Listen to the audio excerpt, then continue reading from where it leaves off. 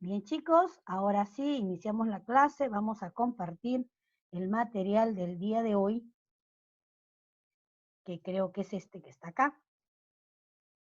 A ver, sí, es este que está acá. Muy bien, chicos. La semana pasada hablamos sobre la Segunda Guerra Mundial. ¿Se ve? ¿Se ve, chicos? ¿Se ve de las pantallas? ¿Se ve el trabajo? Sí, Sí, Muy bien, Miss, sí se ve. muy bien. Y ahora sí. Eh, la semana pasada hablamos sobre la Segunda Guerra Mundial. Y ahora vamos a hablar de ese mismo proceso que estábamos viviendo en ese entonces. Recuerden que la Primera Guerra Mundial empieza en 1914 y estamos viviendo ahora otra etapa paralela a la Segunda Guerra Mundial que pasaba con Rusia en el año de 1917. Por tanto, vamos a estudiar hoy día la Revolución Rusa. Y a partir de ahí creen los grandes hombres de política que nuestro mundo se dividió en dos, en el pensamiento capitalista y en el pensamiento comunista y socialista, porque el mundo, chicos, está partido realmente bajo esos dos pensamientos. Muy bien, vamos a empezar cómo nace eso, cómo se encontraba Rusia antes de 1917, ¿ya? ¿Y qué es la Revolución Rusa? La Revolución Rusa no es más que un proceso mediante el cual a través el pueblo, mediante la lucha, logra ciertas reivindicaciones. Antes de esto, mis queridos alumnos, un zar, que vendría a ser muy parecido a un emperador o un rey, gobernaba Rusia. Todos esos territorios extensos gobernaba un zar. Y la imagen que ustedes están viendo en pantalla es del último zar de Rusia con toda su familia. ¿Ya? Este pueblo, cansado de tanta miseria, tanto hambre, ¿ya? Y bueno, empieza una guerra, una lucha y logra derrocar a este zar y a partir de ahí Rusia se convierte en el país socialista que todos conocemos. Pero uno quizá de las causas importantes de esto fue que el zar participó de la Segunda Guerra Mundial. Entonces, de la Primera Guerra Mundial. Entonces, ya existía la economía del pueblo estaba bastante deteriorada porque lo que perdía el zar se lo hacía pagar al pueblo. Así de simple, mis queridos chicos. La familia del zar eran los Romanov, ¿ya? Y el zar tenía el nombre de Nicolás II. Muy bien, ¿ya? Y el pueblo lucha y deriva al gobierno del zar de la familia de los Romanov, los zaristas. Muy bien. Y en su lugar se implanta un gobierno socialista soviético inspirado en la doctrina, inspirado en la doctrina de Carlos Marx y Friedrich Engels. Esta revolución fue dirigida por el famoso Lenin. Y cuando hablamos de estas palabras, la gente un poco que se asusta porque dice estamos hablando de comunismo. Chicos, es historia del mundo y está nos toca estudiarlo para poder conocer por qué la gente le tiene tanto temor. Porque Carl Engels es un hombre que escribe un libro sobre la evolución del hombre, Carlos Marx, ¿ya? Y en esa revolución del hombre, él hace entender que en la época primitiva, cuando el hombre compartía lo que tenía, escuchen bien, cuando el hombre vivía en hordas, vivía en cuevas, compartía una hembra toda la comunidad porque eran animales salvajes, era homo sapiens, seres nómades que andaban de un lugar a otro, indudablemente parecían animales. Ahí se compartía todo, no existía todavía la familia, chicos. Pero muchos años después, el hombre empieza la propiedad privada, como ya les expliqué la clase pasada, en Historia Universal, y el hombre empieza a decir, bueno, yo quiero algo mío, no voy a sembrar para todos, no voy a cazar para todos, yo quiero cazar para mí porque hay gente que está es holgazán y yo trabajo para él. Entonces el hombre empieza solo a trabajar para él. Pero se da cuenta que no quiere vivir solo, pues el hombre es un ser sociable. Y entonces decide traerse a una mujer de su comunidad para que viva con él. Él no sabía en ese entonces que la parte genética era importante y que si un hombre solamente estaba con una mujer, los hijos que procrearan eran hijos de él. Todavía no lo sabía. Recuerden que todavía era el principio de la civilización del hombre. ¿Ya? Entonces, cuando se da eso, viene la familia monogámica, no la familia de 5, de 6 esposos o 6 esposas. Y el hombre aprendió a vivir. Y fue por la familia que el hombre aprendió a vivir y a desarrollarse. Pero los seres humanos civilizados de ahora nos hemos olvidado y ahora creemos que la familia es de 3, de 4. Y por ello tenemos conflictos en la sociedad porque no hemos entendido que la base de la sociedad es la familia y la familia está compuesta por mamá, papá, hijos, no por 4 o 5. ¿Ya? Es un tema ya personal mío, pero la historia dice eso. Yo lo que hago es transmitir la historia. La historia dice que el hombre cambia a partir de la familia, monogámica, mono, una esposa, un solo esposo, y los hijos que conforman la familia. Muy bien. Y Carlos Marx se basa en eso. Pero Carlos Marx quiere volver en la actualidad, cabe decir en los años de 1900, 1800, en que él estudia estos libros, él quiere que todo el mundo comparta todo, chicos. Y bueno, yo también tengo una opinión diferente, no se puede compartir, no somos iguales, no estoy discriminando, qué bueno que no seamos iguales, todos somos diferentes y cada uno aporta con las herramientas, las habilidades eh, que ha logrado aprender o con las cosas que Dios le ha dado, ¿no? Que ha heredado de Dios. Bueno, pero tenemos que aportar algo. Y aquel que no aporte es un holgazán. Y yo considero que un grupo siempre hay holgazanes y no voy a trabajar para un holgazán. Ese es el tema. Por ello es que yo no comparto el tema del trabajo cooperativo. Yo comparto el tema de cada quien tiene lo que se merece. Así de simple. Porque a todos Dios nos ha dado capacidades para poder salir adelante. A todos, a todos, a todos. A nadie lo hizo más inteligente y al otro menos, no señor. Si a uno le dio la habilidad para cantar, al otro para pintar. Si a uno le dio una belleza estética, al otro le dio por otro lado. Y así todos estamos equilibradamente, pero lo que no sabemos es utilizar esas cosas que tenemos nosotros, que se llaman habilidades y talentos. Muy bien, pero allá Carlos Marx, que pensaba que todos éramos iguales, y siguiendo esta doctrina es que se levanta el pueblo que sufre, la miseria, el hambre, que no tenían para comer, y bueno, y se adueñan de toda la riqueza de Rusia y quería que todo sea igual. Y chicos, aún en un país comunista no todo es igual, porque las autoridades que están arriba, los que gobiernan, definitivamente nunca van a gobernar en tales igualdades de condiciones. Los que gobiernan van a ganar más y los que están en el pueblo van a tener menos. Por más que sea socialista, no es igual. Así que miente la gente que dice todos en partes iguales. En partes iguales, ¿sabes qué significa, mis queridos alumnos? Es que yo compre una torta para celebrar el cumpleaños de un alumno y empiece a pesar la torta y digo 100 gramos para cada uno. Eso es igualdad. 100 gramos para cada, y lo pese todavía. Pero si corto en un aproximado, no es igualdad.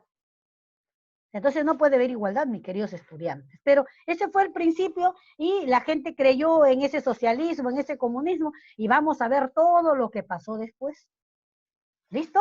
Y aquí estamos para analizar la historia. Nosotros somos analíticos de la historia porque ya los demás la han interpretado, la han explicado y nosotros simplemente de esa explicación trasladamos la explicación a los estudiantes. Muy bien, esta revolución se da en el año de 1917.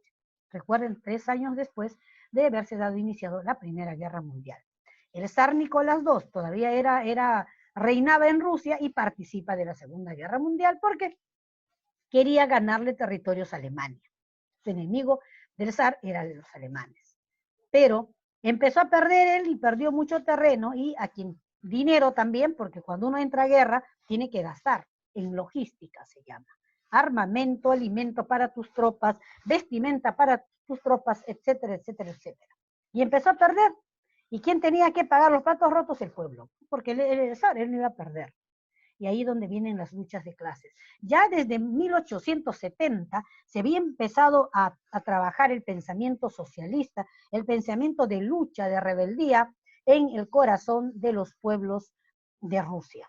¿Por qué, chicos? A ver, porque nada nace de la nada, porque en un 4 de julio de 1879, ya empieza también la revolución de las 13 colonias se rebelan y se liberan. Luego primero viene la revolución en el 69, la revolución de Francia, que cansado también de su emperador absolutista, lo derrocan y le cortan la cabeza en la guillotina, como ellos hacían con el pueblo.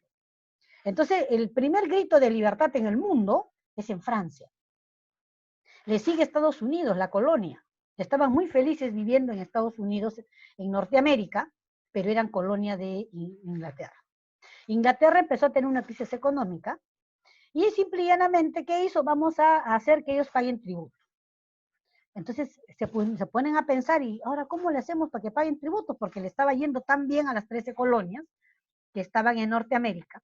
Entonces, ¿cómo le sacamos dinero, no? Ah, ya. Entonces se dieron cuenta de que ellos tomaban mucho té y aplicaron impuestos al té. Ellos siguieron con su crisis económica. Ahora, ¿qué más le sacamos, no? Así, aunque ustedes no lo crean. Entonces se dieron cuenta de que ellos mandaban muchas cartas a los familiares en Inglaterra, de Estados Unidos a Inglaterra. Todavía no existía Estados Unidos, todavía eran las 13 colonias. Y aplicaron tributo al ¿cómo se llama? Las cartas. Ya se cansaron estos hombres porque eran cultos, preparados. Estos hombres chicos eran ingleses. Y ustedes dirán, ¿y por qué se fueron, profesora, a Estados Unidos de hambre? Y porque vimos la película que ellos fueron en carreta y tuvieron que enfrentarse a los indios de Estados Unidos. ¿Por qué? Porque eran hombres cultos que tenían grandes pensamientos, estaban en la época de la luz. Todo en la historia está ligado, por eso que yo quiero que ustedes aprendan, ¿ya? Estábamos en la época de la luz, del brillantismo, el hombre empezaba a pensar, el siglo XVII, XVIII, 1750, 1850, esos 100 años fueron los años de luz, por eso se llama la ilustración. El hombre empezó a pensar, ¿y por qué? ¿Y por qué esto? Todo tenía un porqué. Estos hombres eran científicos. Estos hombres habían descubierto que la Tierra no era redonda y no lo podían decir. ¿Por qué? Porque la iglesia estaba en contra, ¿no? Tú no podías ir en contra de la iglesia. Eras un hereje y te morías quemado en la hoguera. Pero cuando los científicos empiezan a investigar, no paran, pues se enamoran de la ciencia. Entonces, y ellos sabían que podían morir en la hoguera, dijeron, entonces nos vamos, pues ya está. Y vamos a un lugar, vamos a buscar un espacio donde irnos, y encontraron que Norteamérica era un lugar que solamente habitaban los indios. Porque ahí sí habitaban indios, mis queridos estudiantes. En nuestro territorio habitaron los incas. Así que cuando a ti te dicen indio, discúlpeme, señor, la ignorancia, se la voy a aclarar. Indios en la India y en Estados Unidos. Acá incas. ¿Ya? Nosotros somos incarios, no somos indios. Entonces, yo continúo con mi tema. Entonces, ellos se fueron a vivir a ese lugar, tuvieron muchos pleitos con los verdaderos indios Sioux, a quienes les quitaron sus territorios y se quedaron ahí. Y empezaron a vivir ahí. Pero empezó Inglaterra, como eran colonia de Inglaterra, porque ellos no querían llamarse otra raza, ellos eran ingleses, tenían que pagar tributo por ser de Inglaterra. Y ahí es donde ellos empiezan toda la guerra, se molestan, pues tantos tributos, y se empiezan, ellos quieren rebelarse porque ya tienen una historia del mundo de alguien que se ha rebelado. ¿Y quién es? Francia, en 1969. Entonces dicen, yo también entonces me quiero liberar. Y por ello se liberan, años después se libera Estados Unidos. Muy bien, Estados Unidos aprende de Francia. Y el pueblo ruso aprende de estas dos. Porque luego de Francia y de esto, también el Perú también sigue con la revolución de Tupac Amaru, también siguiendo estas secuelas de rebelarse, también el Inca del Perú, que es Tupac Amaru, siguiendo porque Tupac Amaru era un hombre muy culto y preparado, muy estudioso, así que se enteró de todas estas cosas y él también quiere lanzar la independencia del Perú, pues, ¿no? Entonces, mira, todos se dan por ahí, uno sigue al otro, pues nada desde la nada. Muy bien, y entonces los rusos también se quieren liberar. O sea, ya la semilla de querer liberarse del zar, porque el zar era un zar absolutista, con el que no se podía conversar, y el pueblo sufría hambre, y ahí empiezas a sembrarse la semilla de la libertad. Estamos hablando de 1880-85 hasta el año de 1917, 17, en que se da esta lucha tan importante para el pueblo de Rusia.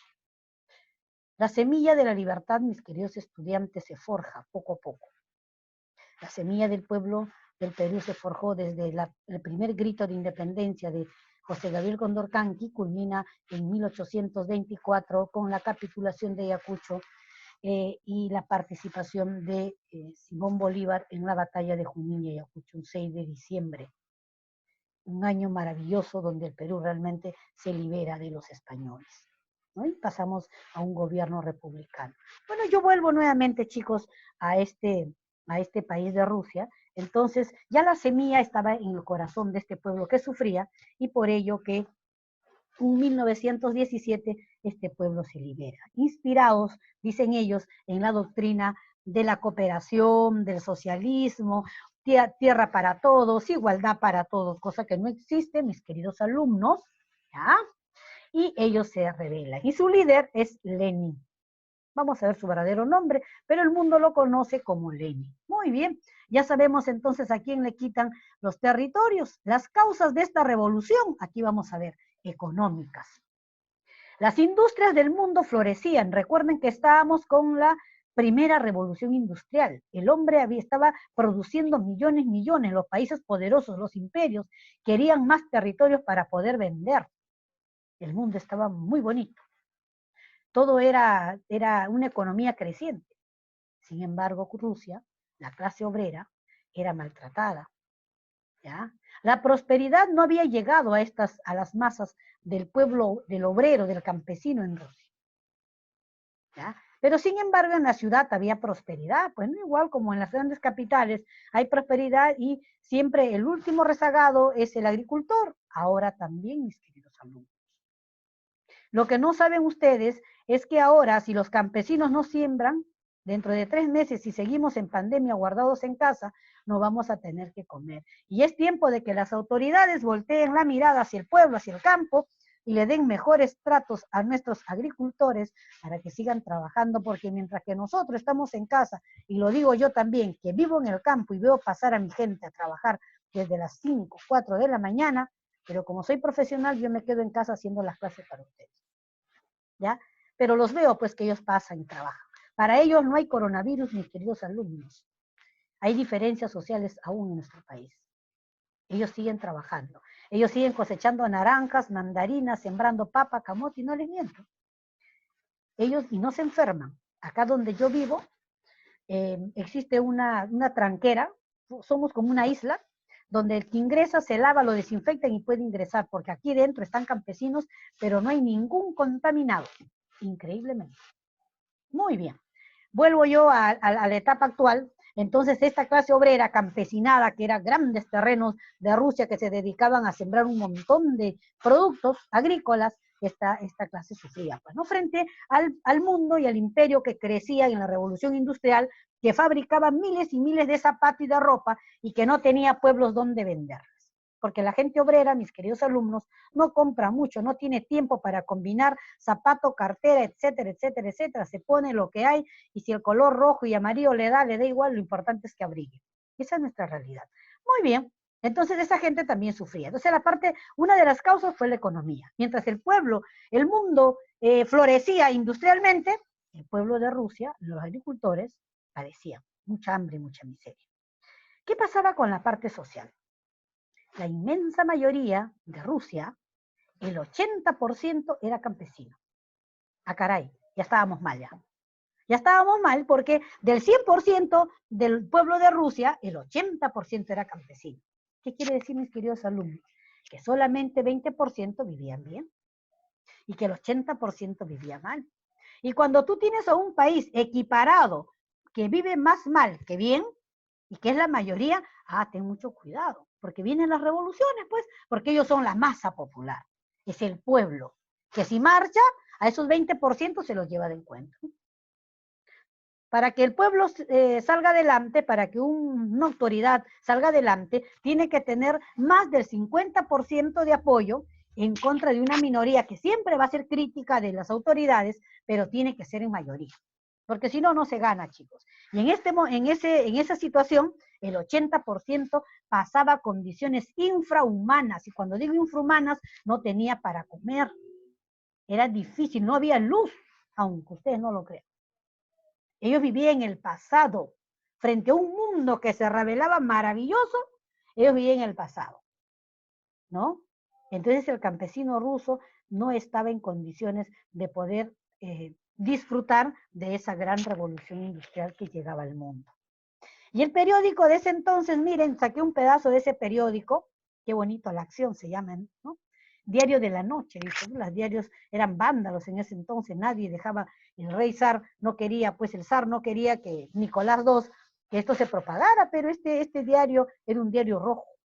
¿Mm? Y este zar, mira lo que dice, la revolución en Rusia es el comienzo de la paz. Qué hermoso, ¿no? Yo también hubiese creído eso. La revolución en Rusia es el comienzo de la paz, ¿no, mis queridos alumnos?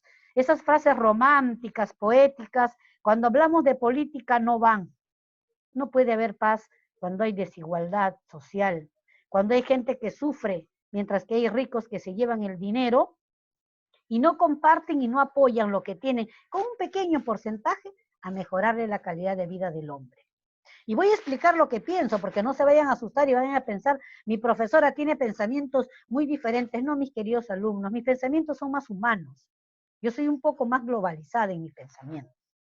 Yo no puedo entender cómo puede haber una mina que gana tantos millones si a su costado no hay un pueblo que de una u otra manera, dice la ley, y eso dice la ley, o sea, yo no lo he inventado, la ley dice que las empresas mineras deben de darle un porcentaje de su ganancia bruta anual, o sea, de los tantos millones que ganan, deben de darle al pueblo para construir puentes, carreteras, hospitales, mejorarles la condición de vida de las personas que habitan en ese lugar y que de una u otra manera, con la contaminación, afectan su forma de vida.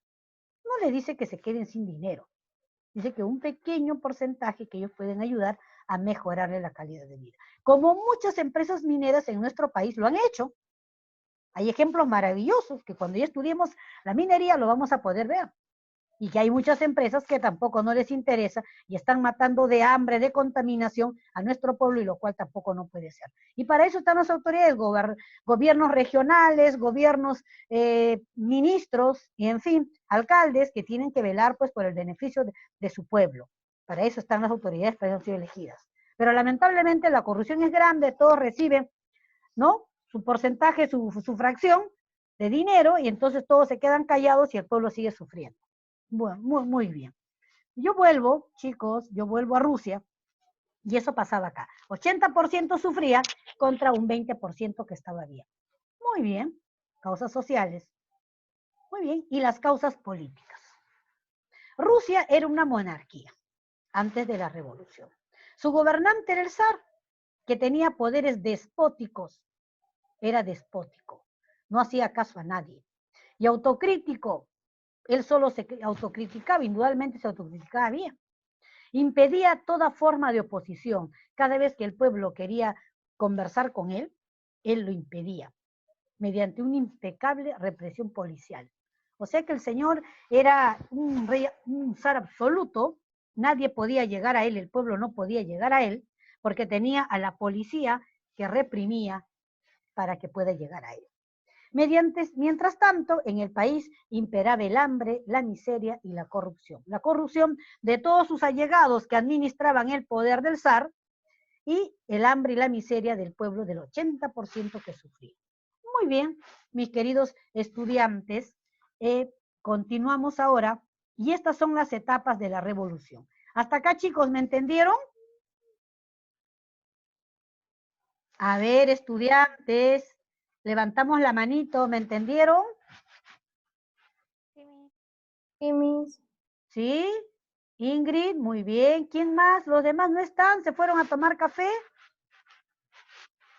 A ver. Sí, Miss. Muy bien, estamos Sí, entendiendo. Chicos, ustedes son el futuro del país. Ustedes tienen que saber, no se pueden dejar engañar por una persona, por dos. Yo creo que el conocimiento es un conocimiento universal. Si yo les digo algo, ustedes investiguen, ustedes hagan una contrapregunta y vuelvan a preguntar. El día en que ustedes estén convencidos de algo, ustedes van a defender su causa, ustedes van a tener su identidad propia y nadie los va a cambiar. Pero si ustedes no llegan a tener una identidad lograda, va a ser muy difícil. Por eso que en nuestro país pasa lo que pasa. Votamos por gobernantes que no nos merecemos, porque no entendemos, porque no tenemos identidad y no conocemos la historia universal del mundo para conocer la historia del Perú, porque todo tiene que ver, lo que pasa en el mundo tiene influencia en nuestro país, mis queridos alumnos, y creo que este coronavirus ya lo demostró. Apareció en millones y millones de distancia y ahora ya lo tenemos en casa, en la familia. Las familias se mueren, gracias al cielo, y mi comunidad no ha llegado. Somos 600 familias, todos sanitos. Yo pido a Dios que no llegue porque mi gente tiene que trabajar. ¿Y saben por qué? Para que ustedes coman, porque yo amo a todo el Perú, no solamente a mis hermanos campesinos. Todos tenemos que estar sanos para producir y que ustedes que estén en casa puedan disfrutar de las verduras, la lechuga y todo lo demás. Pero tenemos que tener ese pensamiento globalizado para pensar no solamente uno, sino todos, porque es el país entero que está sufriendo esta pandemia y es el mundo entero. ¿Ya? Entonces, hasta acá, por eso me interesa mucho que ustedes puedan tener muy claro estos pensamientos, estas ideologías. Entonces, a ver, mis queridos alumnos, ¿alguien me puede hacer una remembranza antes de 1917?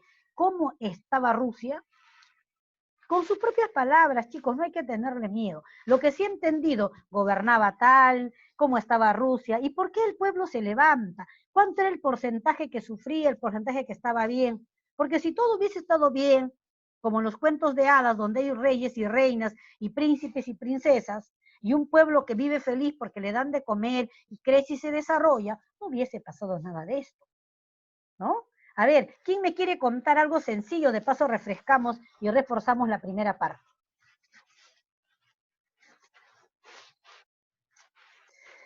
A ver, mis estudiantes, no me desilusionen. Yo he tenido ayer quinto de primaria, sexto de primaria, y mis chicos, todo el mundo quiere, hasta tengo las notas acá, 20, 18, que ya lo voy a trasladar a mi cuadernillo. A ver, chicos, no hay que tener vergüenza. Aquel que no pregunta no aprende, y aquel que se equivoca se corrige. Pero aquel que nada hace, no actúa, se queda donde está parado. A lo mejor se equivocó y se queda con la duda. A lo mejor estuvo bien y se ha perdido una nota. Pero si no actuamos, sí perdemos. Tenemos que actuar para bien o para mal. Chicos, tenemos que empezar a movernos, a responder, a resolver. A ver, de todos mis estudiantes del aula pre, son cuarto y quinto. A ver, uno. A ver, Tefi. Muy bien, a ver. A ver, uno de quinto y uno de cuarto, que cada uno, a ver, saque cara, pues, por su salón, chicos.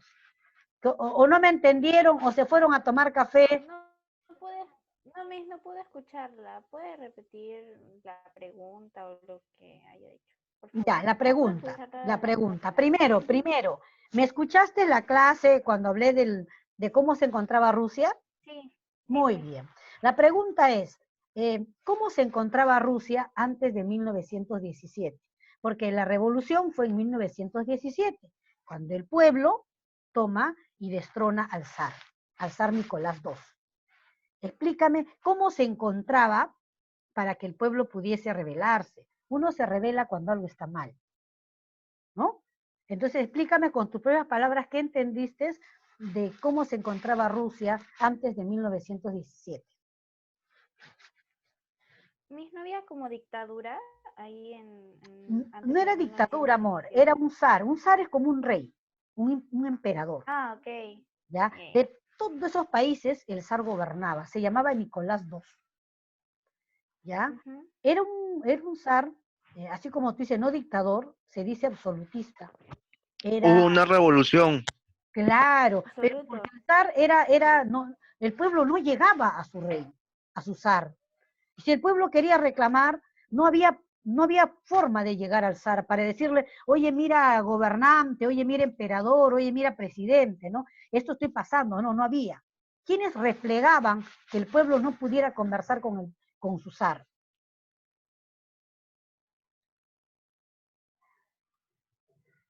Estudiantes, ¿quiénes replegaban? La policía. El zar tenía policías que cuidaban que ellos no llegaran a su zar. ¿No eran las tropas? Las tropas, pero policías, eran policías, chicos.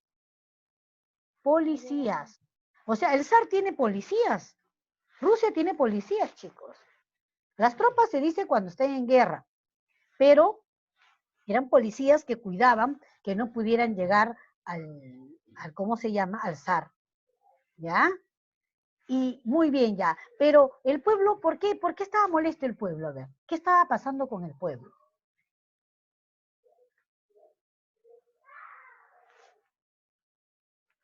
Estaba contento el pueblo, estaba feliz con su zar, como una telenovela, el zar se casaba y todos querían ir a la boda porque todo el pueblo era invitado.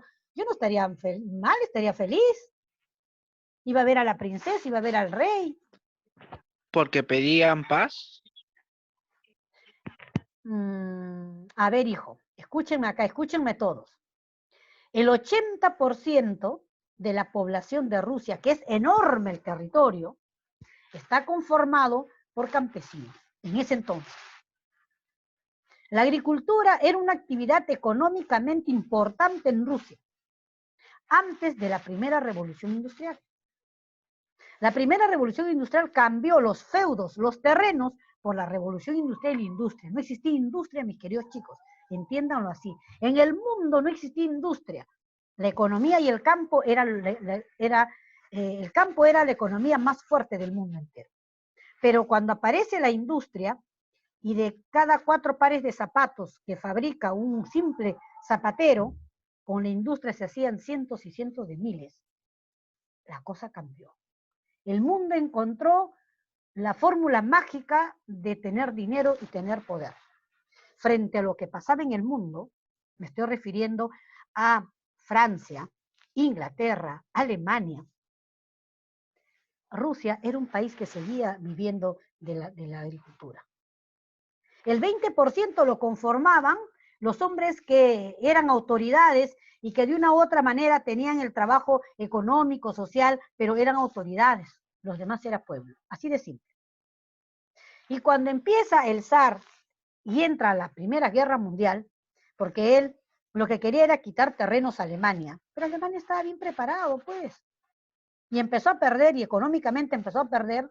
¿Y a quién le va a costear la guerra? El pueblo, ese 80%, que ya estaba desconforme, porque estaba pasando hambre y miseria. No veía el triunfo, no veía